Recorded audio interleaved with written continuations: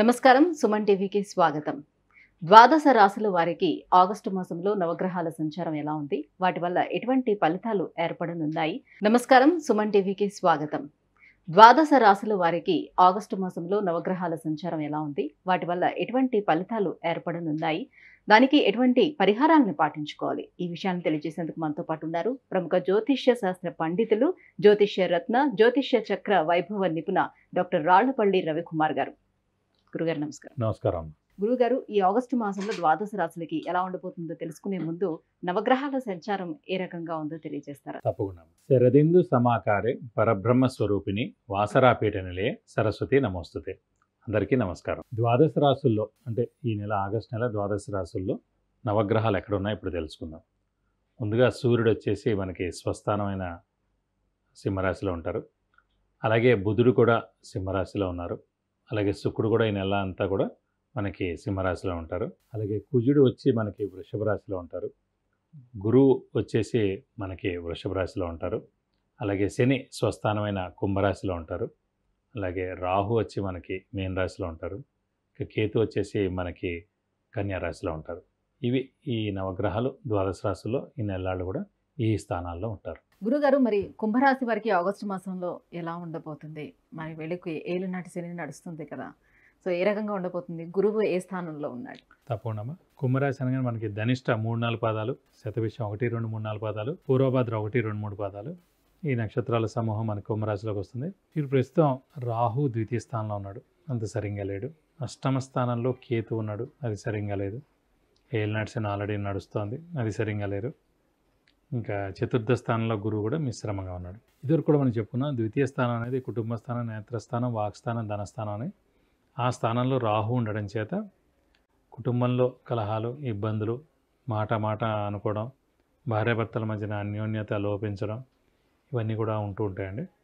So అలాగే ఆరోగ్య విషయం చూసుకున్నా కూడా ఏలినాటి శని ఉధృతి ఎక్కువగా ఉంది కాబట్టి ఇంట్లో పెద్దవాళ్ళు, చిన్నపిల్లలు, గృహిణులు కూడా అంటే మీ రాశి వాళ్ళు కూడా కొంచెం ఆరోగ్య విషయంలో జాగ్రత్త వహించాలి. అలాగే అష్టమ స్థానంలో కేతు ఉన్నందుకు చిన్న యాక్సిడెంట్లు జరిగేందుకు అవకాశం ఉంది.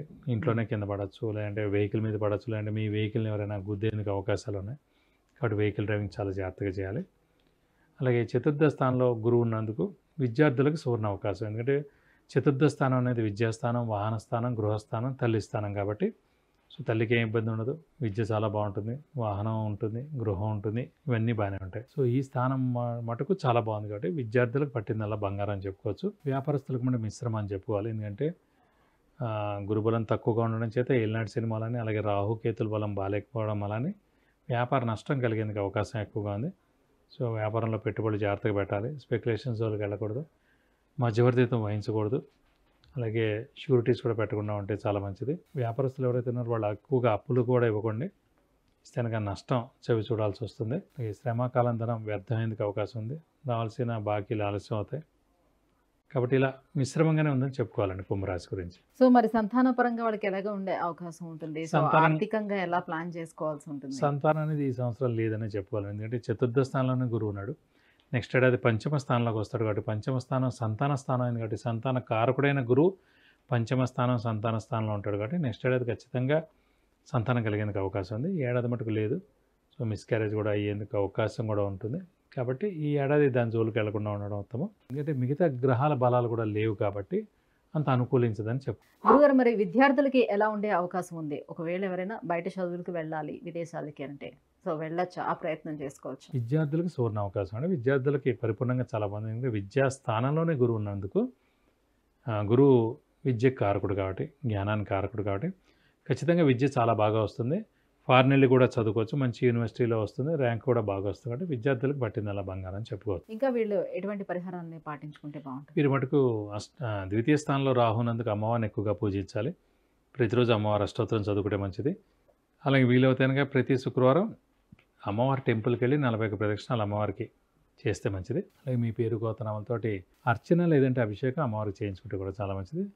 అలాగే ఇంకా ఏలినాటి శని రాహు బాగాలేదు కాబట్టి అలాగే ఏలినాటి శని ఉధృతి ఎక్కువగా ఉంది కాబట్టి ప్రతి శనివారం ఉపవాసం కూడా ఉంటే చాలా మంచిది. అలాగే హనుమంతుడిని అలాగే శివుని కూడా ఎక్కువగా పూజించాలి. అలాగే ఇంకా ఉధృతంగా ఉందనిపిస్తే ఖచ్చితంగా శనికి 19,000 సార్లు జపం చేయించి నల్ల నువ్వులు 200 గ్రాములు దానం ఇస్తే కనుక దోషం మొత్తం తొలగిపోతుంది. విద్య, ఉద్యోగం, వ్యాపారం, వాహనం, వివాహం, సంతానం, ఆరోగ్యం, ఐశ్వర్యం వీటన్నిటికి సంబంధించి విషయాన్ని తెలుసుకోవాలనుకుంటే కింద స్క్రోల్ అవుతున్నటువంటి నెంబర్కి వాట్సాప్ చేసి గురువుగారి అపాయింట్మెంట్ను పొందవచ్చు. గురుగారు, కుంభరాశి వారికి ఆగస్టు మాసం ఎలా ఉండబోతుంది? శని గురు అనుగ్రహాన్ని పొందటానికి ఎటువంటి పరిహారాలని పాటించాలి? ఈ విషయాలన్నీ తెలియజేసినందుకు ధన్యవాదాలు. నమస్కారం.